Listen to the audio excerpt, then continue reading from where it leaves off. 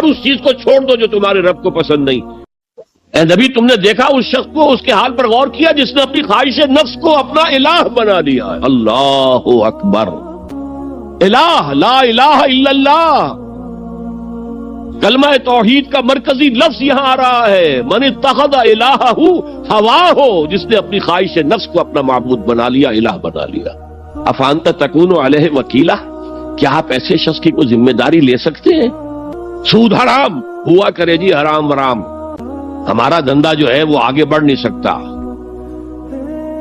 تو اللہ کے حکم کو پیچھے ڈالا، نفس کے تقاضے کو آگے رکھا۔ کون معبود ہے آپ کا؟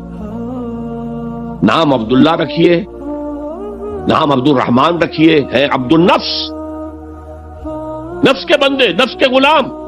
یہ میں نے یوں سمجھیے کہ جیسے میں نے ہجرت اور جہاد کی ڈیفینیشنز کی تھی۔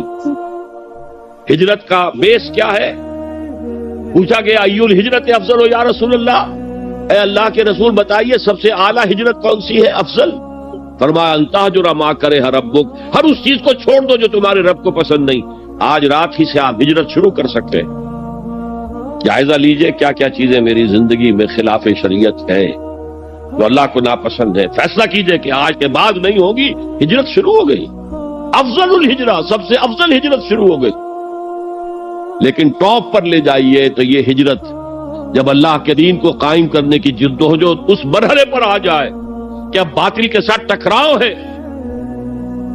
اور اب چاہیے کہ ساری قوت ایک مرکز پر جمع ہو جائے، ہجرت فرض کر دی گئی۔ وہ ہجرت گھر بار چھوڑ کر، اہل و عیال کو چھوڑ کر، اور مکے کے بھیڑیوں کے رحم و کرم پر چھوڑ کر اپنے گھر والوں کو، جو لوگ ہجرت کر کے آئے۔ حکم تھا، ہجرت مدینہ فرض تھی، ہجرت حبشہ فرض نہیں تھی، صرف اجازت تھی کہ جن سے سختیاں نہیں جھیلی جا رہی مزید وہ چلے جائیں۔ تو ہجرت کا یہ ابتدائی نقطہ، انتہا یہ جہاد، المجاہد من جاہد نفسہ، جہاد تو یہاں سے شروع ہو گیا، اپنے نفس کے خلاف جہاد کرنا۔ صبح نفس نے کہا ابھی سو جاؤ، آپ نے نفس کی بات کو رد کیا، اپنا کمبل اٹھا کے پھینکا، اٹھے، وضو کیا، نماز کے لیے آپ مسجد چل دیے، آپ نے جہاد کیا نفس کے خلاف۔ یہ افضل الجہاد ہے، اور سب سے چوٹی اوپر یہ ہے کہ جب وہ حق و باطل کی جنگ ہو تو جان ہتھیلی پر رکھ کر میدان میں حاضر ہوتا۔ اسی طرح یہ جو شرک فی الاطاعت ہے، میں نے آپ کو اس کی ابتدا بھی بتا دی انفرادی سطح پر۔ افرأیت من اتخذ الہہ ہواہ افانت تکون علیہ وکیلا، کیا تم نے غور کیا اس شخص کی حالت پر جس نے اپنی خواہش نفس کو اپنا معبود بنا لیا، الہ بنا لیا، کہہ رہا ہے لا الہ الا اللہ، لا الہ الا اللہ، لیکن الہ تو اس کا لفظ ہے۔ اب اس کو انتہا پر لے جائیے۔ عہد حاضر کا سب سے بڑا شرک، سب سے بڑا شرک، سب سے بڑا شرک عوامی حاکمیت کا تصور ہے۔ حاکم اللہ کے سوا کوئی نہیں، ان الحکم الا للہ۔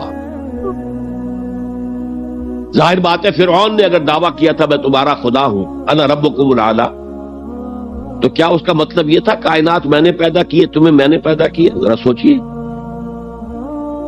کیا وہ بزرگ موجود نہیں ہوں گے جنہوں نے اسے دیکھا ہو کہ آج اس کی ولادت ہوئی تھی، کل اس کی کوئی اور سیریمنی ہوئی تھی؟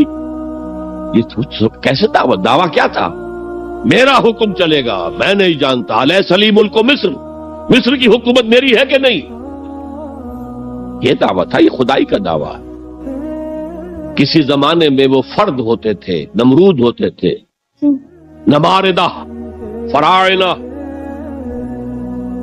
جمال عبد الناصر نے نعرہ لگایا تھا نحن ابناء الفراعنہ، بڑے فخر کے ساتھ ہم فرعونوں کی اولاد۔ اور صدام نے لگایا تھا نعرہ نحن ابناء النماردہ، ہم نمرودوں کی اولاد۔ عراق کے بادشاہوں کا لقب نمرود تھا، اور مصر کے بادشاہ فراعنہ تھے، فرعون تھے۔ زمانے کا جب ارتقاء ہوا ہے اور اس میں فیصلہ کن کام جو ہے وہ حضور نے صلی اللہ علیہ وسلم، جب حضور کی حیات طیبہ کے بعد خلافت انفرادی سے اجتماعی ہو گئی۔ جب تک نبوت جاری تھی نبی ہی خلیفہ ہوتا تھا اللہ، اس کی ہاٹ لائن اللہ کے ساتھ وحی کی لگی ہوئی ہے، ادھر سے حکم آتا ہے وہ امپلیمنٹ کرتا ہے، جہاں اس کا حکم نہیں ہے وہ اپنا بیسٹ ججمنٹ استعمال کر کے فیصلہ کرتا ہے۔ یہی ہے وائس جیرنسی، یہی ہے خلافت، ایسنس آف خلافت یہی ہے۔ جیسے وائس رائے دلی میں ہوتا تھا، ہمارا بادشاہ یا ملکہ تو انگلستان میں ہوتے تھے، اب جو ہز میجسٹیز گورنمنٹ یا ہر میجسٹیز گورنمنٹ سے حکم آیا، وائس رائے اس میں کوئی تغیر و تبدل نہیں کر سکتا، he has to implement it as such. جہاں کوئی حکم نہیں ہے تو وہ مقام پر بیٹھا ہے، آن دی اسپاٹ ہے، حالات کو دیکھے اور جو مملکت اور کنگڈم کی مصلحت میں سب سے بہتر نظر آئے وہ فیصلہ کر لے۔ لیکن حضور پر نبوت ختم تو خلافت کلیکٹیو ہو گئی، خلافت المسلمین،